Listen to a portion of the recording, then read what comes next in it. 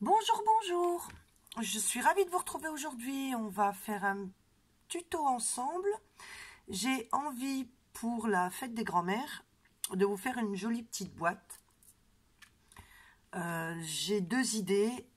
La première est de pouvoir offrir des chocolats, des friandises, y mettre un petit présent dans cette petite boîte que je vous présente. Et la deuxième sera d'en faire une autre version et d'y introduire un album photo, un mini-album. Mais donc ça, ce sera prévu dans la deuxième vidéo. Donc je vous le montre de plus près. C'est une boîte très très simple, octogonale, non pardon, hexagonale. Elle a 6 côtés et non 8, avec son couvercle.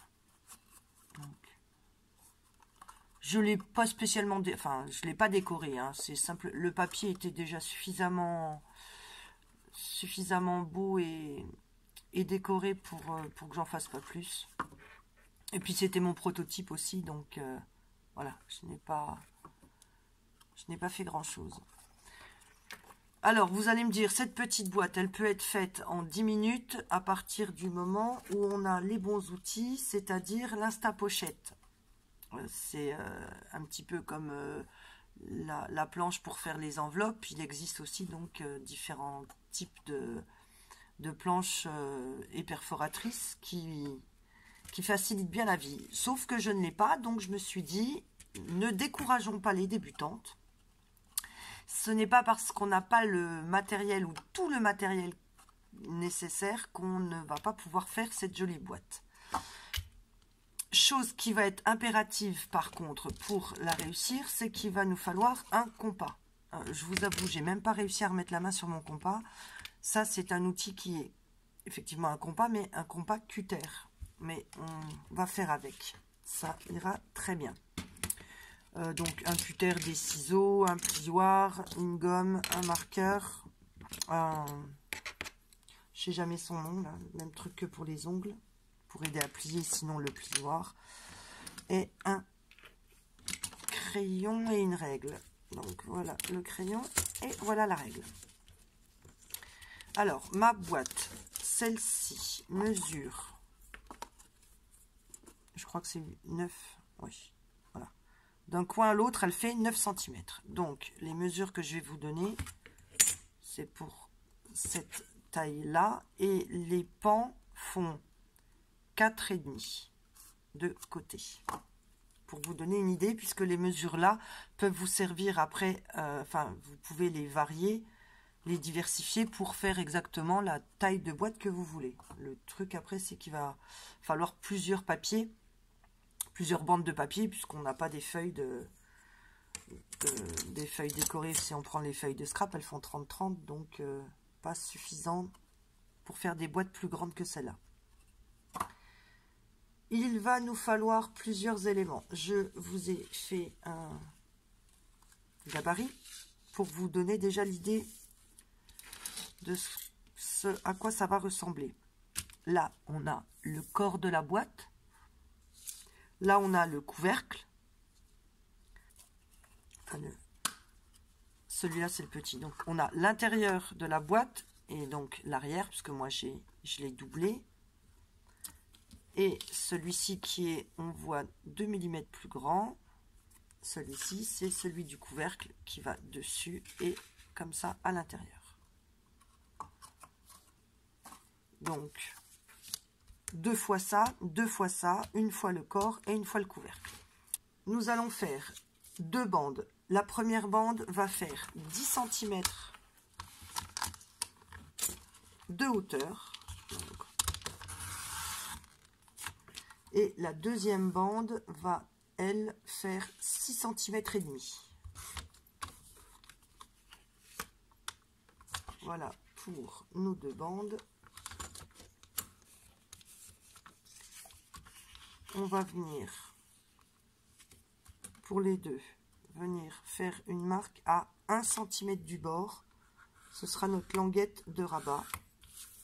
On fait ça sur les deux. Je m'excuse si vous ne voyez pas bien, mais j'ai pas plus de recul.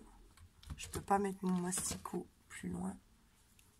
Comme ça. Donc on a dit à 1 cm du bord, on vient faire une marque. Ça, ce sera nos 2 pattes de collage pour faire le tour. Maintenant, dans le sens là, on a 10, donc à la moitié, à 5 cm. On vient également marquer la ligne. Et là, à 1 cm et demi du bord, on vient aussi marquer la ligne. Donc là, on est sur notre couvercle et là, on est sur le corps de notre boîte. Maintenant qu'on a pris notre marque de 1 cm, on va venir couper. Alors, pour le couvercle, on va venir couper à 29,2 cm.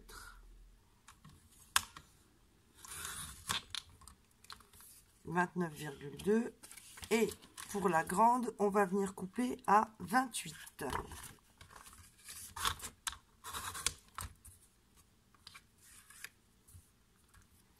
Donc moi, j'avais pas pris la mesure du bon côté. Je viens refaire mon pli de 1 cm. Maintenant, on va enlever notre masticot. Et on va venir prendre des mesures, se mettre au bord. Et on vient faire une marque tous les 4 cm et demi. Donc 4 et demi, 9, 13 et demi, 18, 22 et demi et donc 27, on a la dernière. Sur l'autre, on va venir faire des marques tous les 4 cm,7. Alors là, j'avoue que moi j'ai du mal avec le réglé, ça brille. Je vois pas bien. Donc je vais venir sur le masticot et j'arrive beaucoup mieux mesurer les 4,7. Donc la marque, je viens de la remettre au milieu et je remesure 4,7. Au milieu, ma marque est bien à 4,7. C'est tout bon. Oh bah non, je le garde. On le garde et maintenant on vient marquer un pli. On vient faire un pli sur les marques donc que l'on vient de mesurer.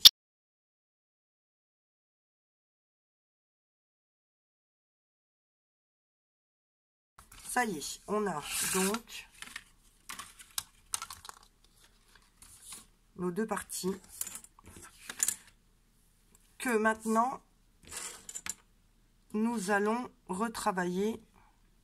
Alors, ou bien avec des cutters, ou bien avec un cutter, ou bien avec des ciseaux. Alors, que je mette, voilà. Je mets les 2 languettes du même côté, c'est-à-dire du côté là. Donc, vous voyez, on va venir couper le long des traits jusqu'à la moitié, légèrement en diagonale et arrondir les bords. Alors, je vous montre. Là, on vient, je ne sais pas si vous allez bien voir le pli. On se met à 1/2 cm en haut, on vient couper jusqu'à l'angle. Bon, là, je viens couper ma languette en biais. Maintenant, 1/2 cm, je vais jusqu'à l'angle et on fait ça jusqu'à la moitié de notre feuille.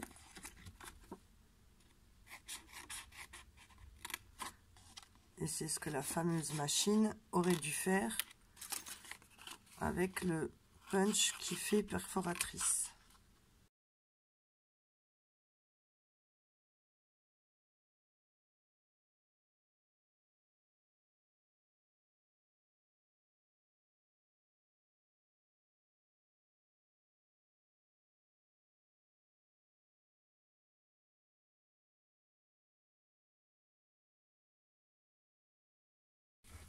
nous avons les deux parties de notre boîte.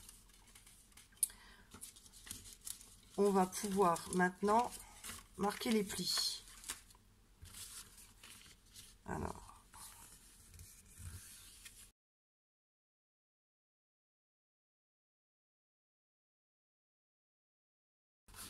ça veut dire qu'elle sera jolie de l'intérieur, mais qu'il va falloir faire une déco à l'extérieur.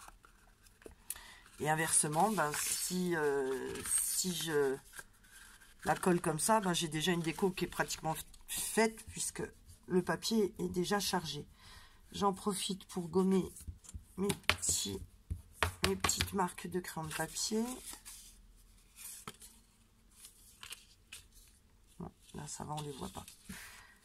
Maintenant qu'on a les deux morceaux, on va venir couper ce qui va habiller donc le couvercle et le fond de la boîte. C'est là qu'il y a une petite astuce pour réussir à faire un hexagone. Il faut connaître la taille de notre tour de boîte, enfin de notre côté en fait.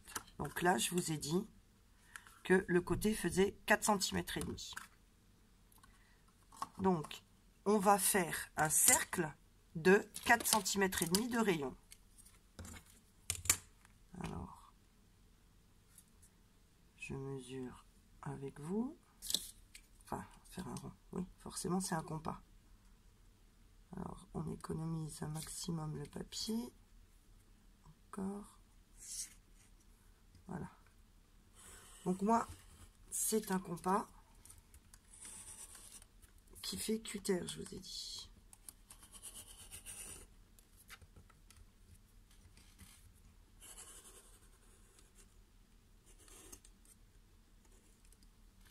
Voilà. Il m'en faut 2, donc je vais en faire 2 tout de suite. Voilà. Maintenant que j'ai donc mes 2 cercles de 4 cm et demi, je viens me mettre absolument n'importe où sur le rond et je viens faire une marque. Je viens remettre la pointe exactement sur la marque que j'ai faite et je recommence. Et en fait, on va faire ça pour tout le cercle. On vient à chaque fois remettre la pointe de notre compas là où on avait fait la marque. Et bien évidemment, la dernière marque que l'on fait va venir rejoindre la première.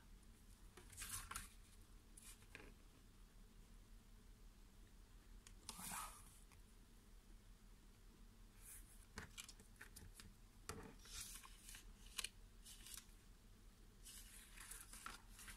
On fait pareil pour l'autre.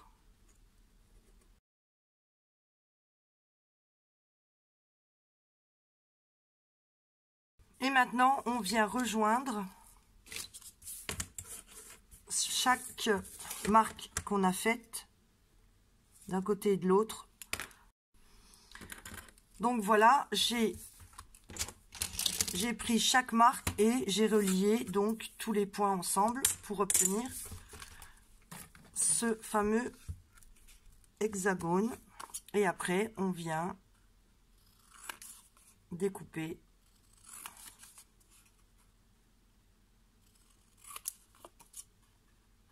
les petits morceaux.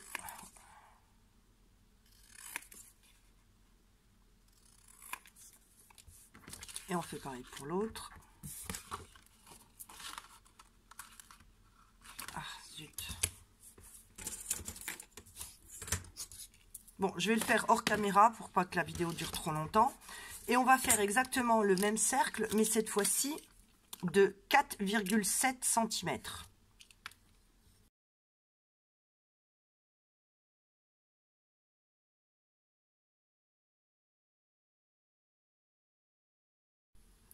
Sinon, une fois que votre gabarit est fait, contentez de le recopier, quoi.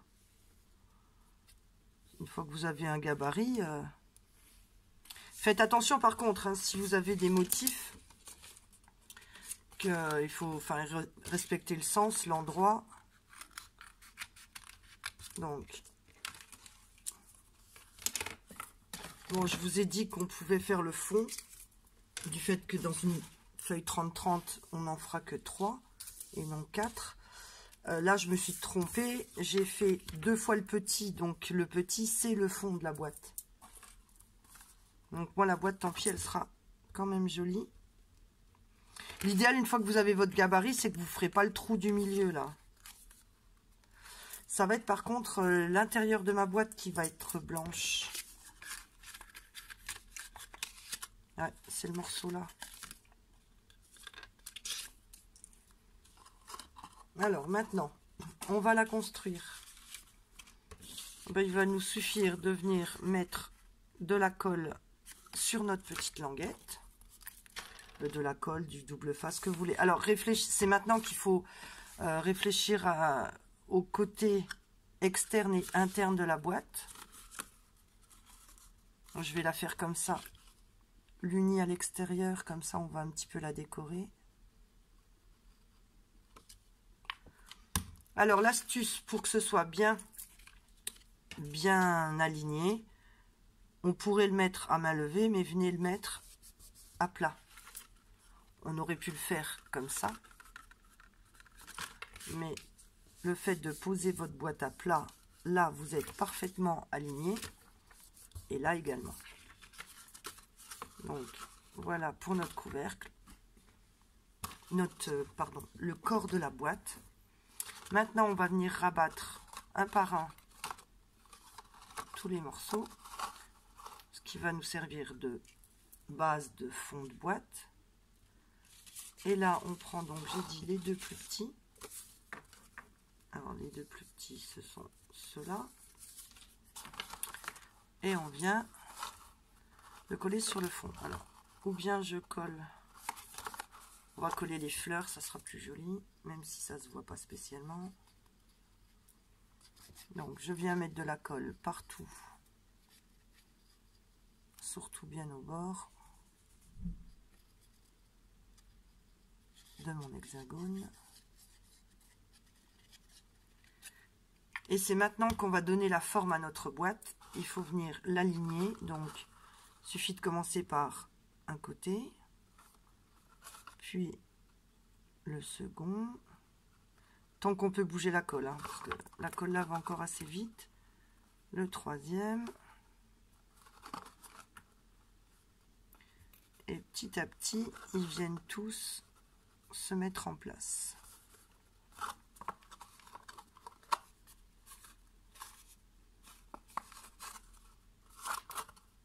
Voilà, et on vient appuyer.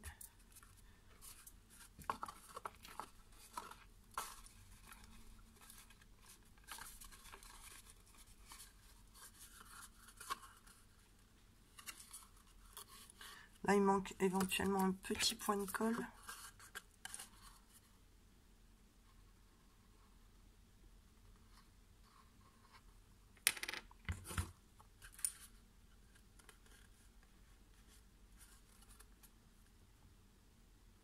Donc, on vient maintenir en appuyant pour fixer toutes les petites pattes qui sont en dessous. On fait la même chose. Alors je vais inverser, alors fond sur fond, ou alors fond clair. Allez, je vais faire fond sur fond.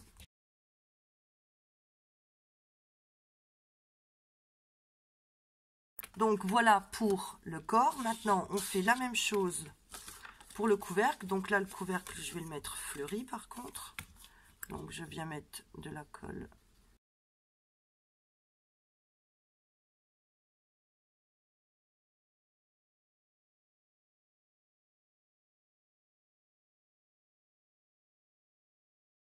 Comme ça.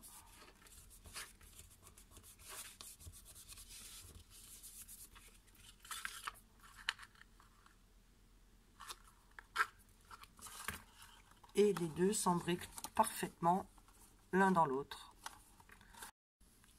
Je reprends, on m'a été coupé par le téléphone. Donc j'ai décidé de mettre en déco sur cette boîte des die cuts qui viennent de cette collection Vintage Cottage de Studio Light. Et quand on voit l'étiquette jaune, on sait où je l'ai trouvé. Alors, on va commencer par mettre de la dentelle tout autour du couvercle. Pour ça, on va prendre la colle scotch.